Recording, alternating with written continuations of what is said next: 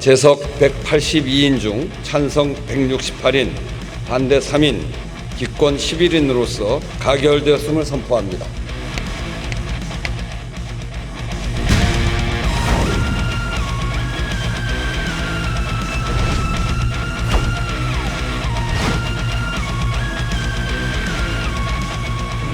국민들의 삶에 마중물이 될 수 있도록 최대한 신속하게 집행될 수 있도록 각 관련 부처에서 최선을 다해 주시기 바랍니다.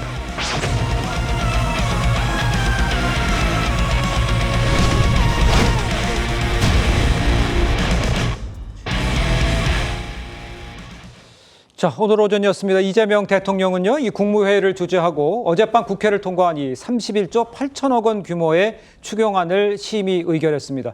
자, 이 추경안에는요, 소비 쿠폰 예산 12조 원 정도가 이 반영이 돼 있고, 소비 쿠폰은 오는 21일부터 전 국민에게 1차 지급될 예정입니다. 화면을 보시면서 제가 설명 올리겠습니다.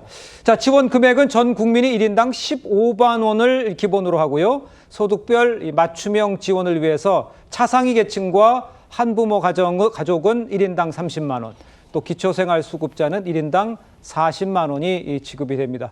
자, 우리 정은혜 전 의원께서 보시기에 이 모든 것들이 이제 소비 쿠폰 이런 것들 실제로 이제 경제 활성화가 목표인데 어느 정도 효과를 거둘 수 있을 거라고 보십니까? 네, 저는 이번 그 정책이 소득의 재분배와 네. 지역 회복 이 두 마리 토끼를 다 잡을 수 있는 정책이다라고 평가를 하고 싶은데요. 예. 특히 그 경제학자들이 말하는 한계 소비 성향이라고 있습니다. 저소득층일수록 이게 높은데요. 직접적인 이런 어떤 금액이 있을 때에 뭐 음식 재료라든지 외식이라든지 이런 부분으로 돈을 사용하게 되고 곧장 그 말은 이 돈이 골목 상권으로 들어간다는 얘기입니다. 예. 그렇게 되면 이것은 단순한 정책이 아니라 어떻게 보면 경기 부양의 마중물이 될 수 있고 그 사람도 이렇게 혈액이 잘 흘러가야 이렇게 건강하듯이 네. 정말 경제라는 것도 돈이 잘 흘러가야 하는 것이거든요.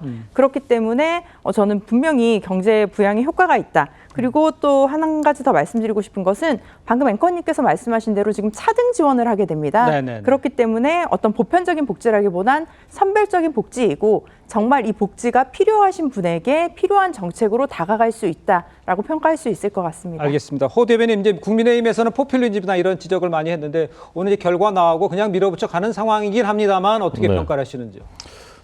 대체로 이제 우리나라 이제 올해 경제 성장률이 0.8% 정도 될 것으로 네. 예측이 되고 있는데 예. 우리나라 경제 기초 체력을 보면은 2% 정도는 돼야지 정상적이라고 이제 평가를 한다는 겁니다. 네네. 근데 이제 이번 그 추경이 어느 정도 이것을 올리는 효과가 있을 것이냐에 대해서 한국은행 총재는 0.2%포인트 정도라고 봤고요. BOA를 비롯한 뱅크 오브 아메리카를 비롯한 외국 기관들은 0.1%포인트 정도 이렇게 예. 보고 있고 국회 예산정책처는 0.14에서 0.32 이 정도로 보고 있습니다. 그러니까 예. 많이 효과를 보면은 경제 성장률이 1%를 좀 넘게 되는 것이고 네네. 아니면 그것보다 이제 못 미칠 수 있다는 것이거든요. 그러니까 이 얘기는 뭐냐면 이것이 근본적인 방안은 아니라는 것이죠. 급한 불을 끄는 정도의 그 것인데 네. 저는 이제 우려되는 것은 노란봉투법도 그렇고요. 그다음에 이제 상법 개정안은 주식시장을 활성화시키는 효과는 있을지 모르겠지만 기업들이 공격적인 투자 결정을 하는 데는 상당히 걸림돌이 될 가능성이 크거든요. 그러니까 기본적으로는 기업들이 활력을 높이도록 해줘야지 경제가 살아나는 것인데 근본적인 방 정책에서는 반대 방향으로 가고 지금 이제 돈을 일단 풀어서 이렇게 하는 건데 이 돈이 사실은 어디 우리가 쌓아놨었던 돈을 기업에 뭐 유보금처럼 쌓아놨던 돈을 지금 급하니까 좀 쓰자 이런 것이 아니라 빚을 내는 것이지 않습니까? 그렇습니다. 국채를 21조 원이나 이번에 내는 것인데 예. 그것이 과연 그 정도의 효과를 낼 수 있을지 걱정이 많이 됩니다. 알겠습니다. 근본적인 경제 회복의 해결책은 아니다. 뭐 이런 지적을 해주신 것 같습니다.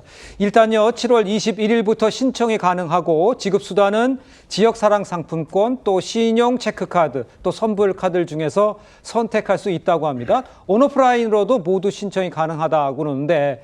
근데 이제 모든 매장에서 이걸 다 쓸 수 있는 거는 아니라는 것 같아요. 설명이 좀 필요해 보이는데. 그렇죠. 아무래도 지금 골목 상권을 활성화하고 지역 상권을 좀 이렇게 부양하기 위한 그 목적이다 보니까 이 대기업이 운영하는 프랜차이즈 같은 큰 뭐 이런 대형 매점이라든지 또 하나는 또 큰 또 대형마트 같은 경우에서는 사용할 수 없고요.